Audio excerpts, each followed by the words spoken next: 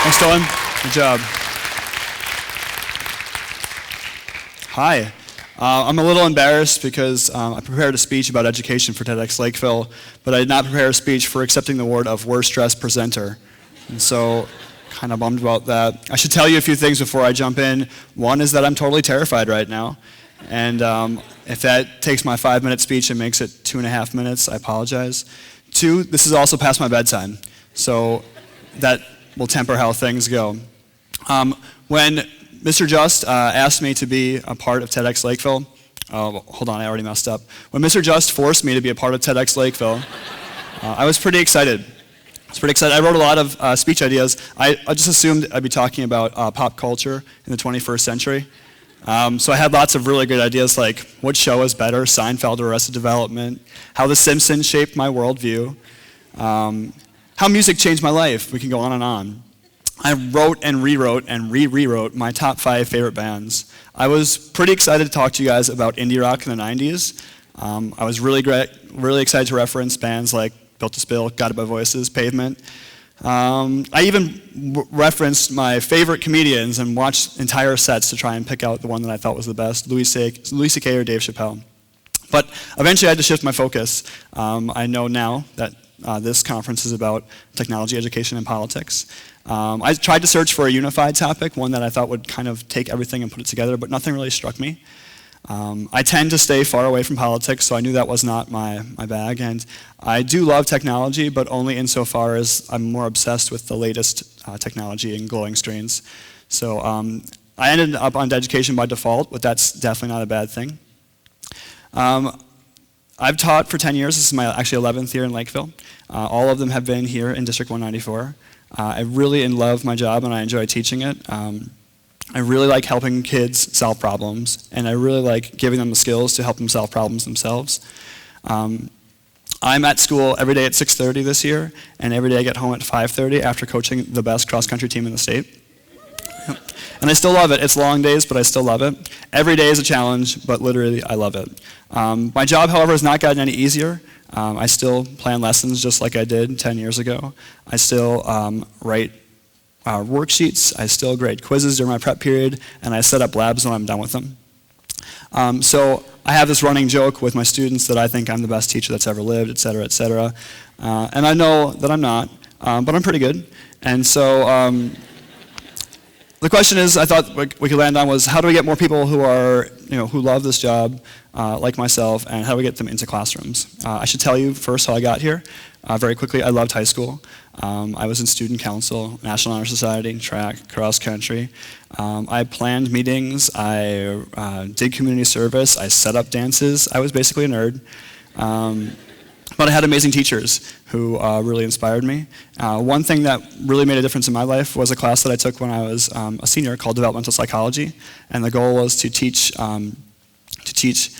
drug and alcohol prevention skills to 6th graders, and it only took me one time with my 12 6th graders to know that I was hooked on teaching. Not everyone, though, has an epiphany like I did when I was 18. So how do we get more people into classrooms, more qualified people into classrooms? The most obvious is probably money. We need to make education more enticing to the top third of candidates who are graduating from college. Right now, business or law, those candidates take business or law class or business or law jobs that pay tens of thousands of dollars more than becoming a teacher. In Singapore and South Korea, 2 countries known for having great educational systems, teachers often make more than engineers or lawyers.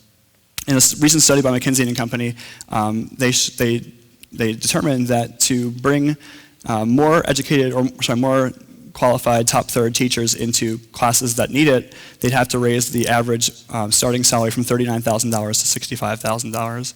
Surely that would be no small amount for someone coming out of college to think about. Another thing that has to happen is there needs to be a change in public perception. Right now, teaching is kind of seen as a noble and service to the community job.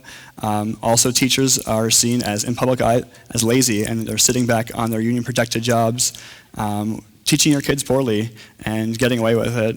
And countries, again, like that are famous for their education, like Finland and South Korea, 100% of teachers that teach are from the top third of their class. In America, it's closer to 23%. and actually nearly half of the teachers come from the bottom third of their class from graduating class in college. In those countries, you have to, they turn away hundreds of qualified individuals. And here in America, however, if you can afford the application fee and are willing to pay the tuition, then you can become a teacher. I was lucky. I knew I wanted to be a teacher before I started college. But what do we do for people who want to switch careers? And the average, I think Prof. Egerell will tell you, the average person now switches careers about 6 or 7 times in their lives, which is a lot. So how do we make teaching more accessible to them? One thing that has been popular lately is alternative licensure programs. Right now in America, we have a really rigorous and time-intensive licensure program, which is great. We provide quality teachers who are ready to teach the first year and beyond in their classrooms.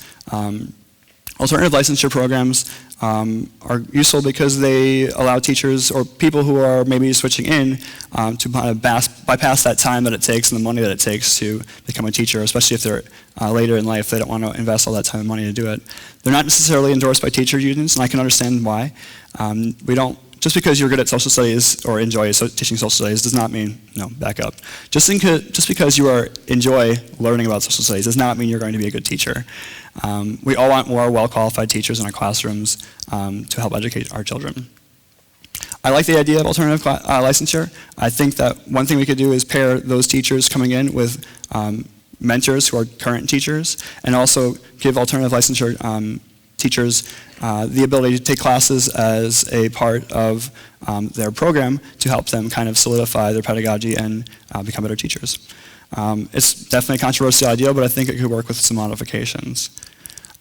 There's no easy answers for providing quality teachers in the classroom. It will take money, it's going to take a cultural shift, it's going to take a change in the licensure system. I think it's a goal worth fighting for, both for the future of my job and for the future of my children's education. Thank you.